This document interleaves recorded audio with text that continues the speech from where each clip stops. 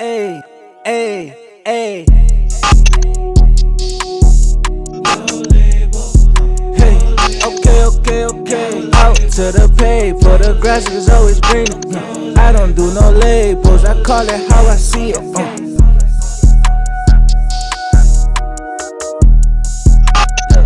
Okay, out to the pay, for the grass is always greener. I don't do no labels, I call it how I see it.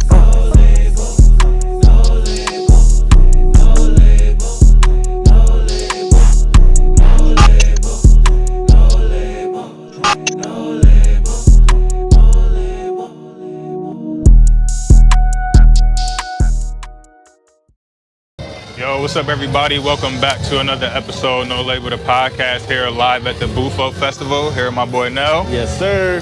Back at it again, man. Sitting down with another Buffalo legend.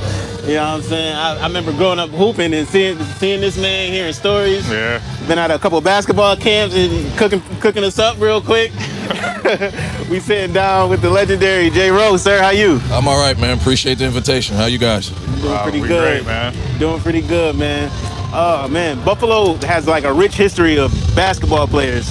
And I know growing up, I was watching you, Ace, Rodney Pierce. a lot of guys, Joe Stinson, and it was just like that inspired me to really like get on the court. You know what I'm saying? So for people who don't know, what school did you go to? Like, what were some of your accolades? So, I'm an old head, right? I'm an old guy. So the guys you named, they're I'm a lot older than those guys, but I'm extremely familiar with all of them. Graduated from Buffalo Traditional, which is now Performing Arts right now. Yep. 1996. Fortunate enough to win Player of the Year twice, 2 years in a row.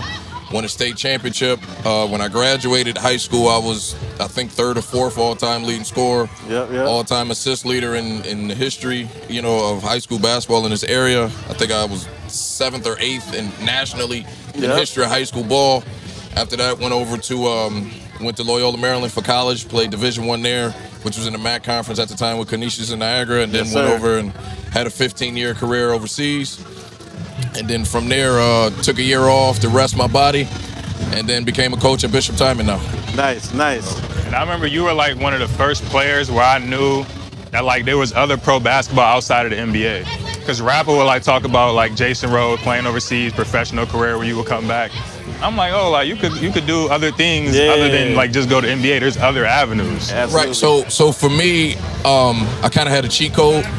My uncle played overseas, Lester Rowe, graduated from Lafayette, was Player of the Year here. Trevor Ruffin, who played in the NBA, also played overseas. So Trevor grew up across the street. My uncle Les, again, we're in the same house.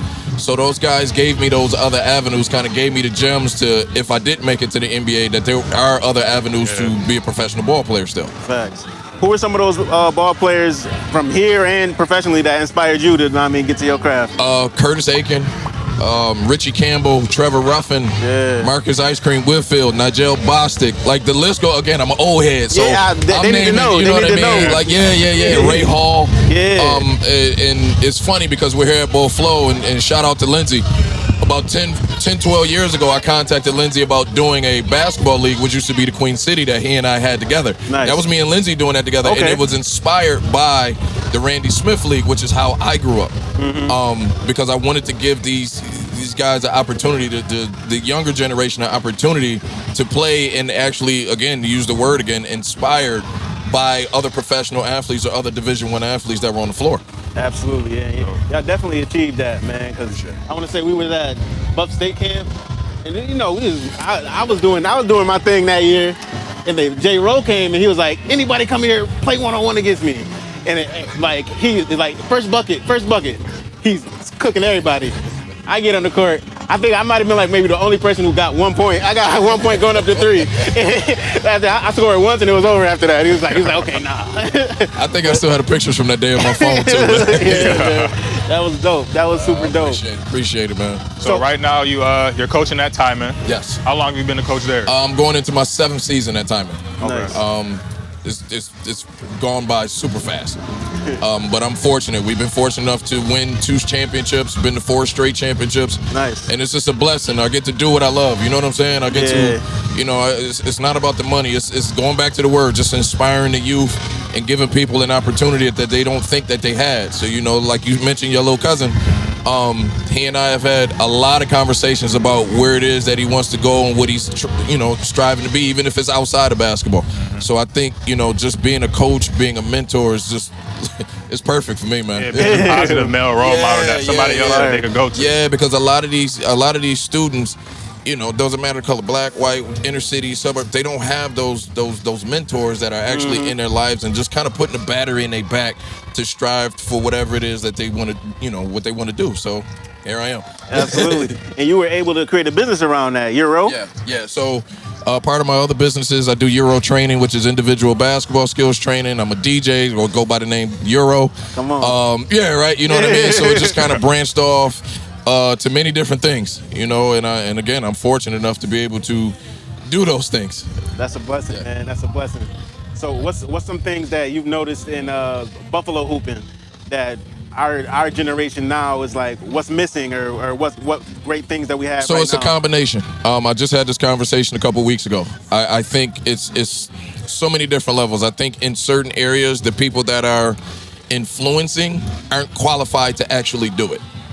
Right, and I hate to say, but I'll say it. I think real. Because I think the kids that want to be these Division I athletes or these collegiate athletes aren't getting the resources that they need. Absolutely. You know what I'm saying? And I think that's the biggest thing. They don't have the resources. So I was fortunate enough when I was coming up, we had the Boys Club, we had Delavan Moselle, we had Bailey Dope Boys Club, we had Beecher. There was rec centers all over the place. Okay. We went to the park, and not to say that they should go to the park, but they just need the resources. Facts. You know what I mean? Say hypothetically, I can open up my school right now and we can get a basketball game going on. Yep. There's schools that can't provide that. Yeah. And I think that, again, the people in charge are disconnected because this is a way out for some people. You know what I'm saying? Absolutely. It's not about the actual sport. It's about this is a way out. So instead of them being on the street and doing something they don't have to do, come get in this gym, come get some shots up, come decompress, come get your mind off of it, man, and do something that you want to do. Absolutely. Yeah, we need those, what do they call them, the lighthouse programs and stuff like that. We need that. Yeah, it's definitely vital. Yeah. Absolutely. Oh, man. Can you give us one story, give us a story? I want to say, you won a championship overseas? Yeah. Yeah, can you give us a story about, the overseas, ball and championships and all that? So, I tell you, this is perfect. The year before, I was playing in Italy, and we lost the championship. And we was playing against Troy Bell, who went to Boston College, was in the NBA for a long time, and he had a historic career overseas. Clock's winding down. I think it was game 3 or game 4, and it's a best out of 5 series. And, I'm not afraid to say it on camera. He picked my pocket for the game winner, right? Goes down. And so the whole summer, I remember just dedicating myself to not letting that happen again. You know what I mean? I know a lot of times what people do is they let it consume them and they get down on themselves and it's, I want to quit, I'm retiring, or they don't even talk, they won't even acknowledge it. I watch this film every single day. So fast forward a year later, we're in the championship game, and we were up 20 in the first half. Going into the fourth quarter, we're up 2. I literally looked at my coach. I said, send me 4 people that want to play. Literally looked at him. Send me 4 people that want to play. Walked on the court. I had 17 in the fourth quarter. I ended up game with 30, and we win the championship. Come on. You know what I mean? But the whole bottom line of the story was just, don't be consumed or don't be afraid of a failure. Absolutely. Right? Because it's only going to last but for so long. You know what I mean? And here we are again. I trained as hard as I could for that following year, but just to vow to myself, this is not going to happen again. And I was able to raise that trophy a year later. Absolutely. How you bounce back. That's what's up. It's a good note to end it on. Hell yeah. We appreciate you sitting down with us, man. Where can the people find you? Where can the people find you? I'm on Instagram, DJ Euro, Coach J Rowe, Euro Training. Those are 3 separate pages. On Facebook, it's just my name, Jason Rowe. So give me a shout out, give me a follow. I'll do whatever I can to help you. Absolutely. Thank you, sir. Appreciate you, man. Thank you. Liquid the pod, we out. Yeah, that was perfect. Yes, sir. Appreciate it. Appreciate it, man.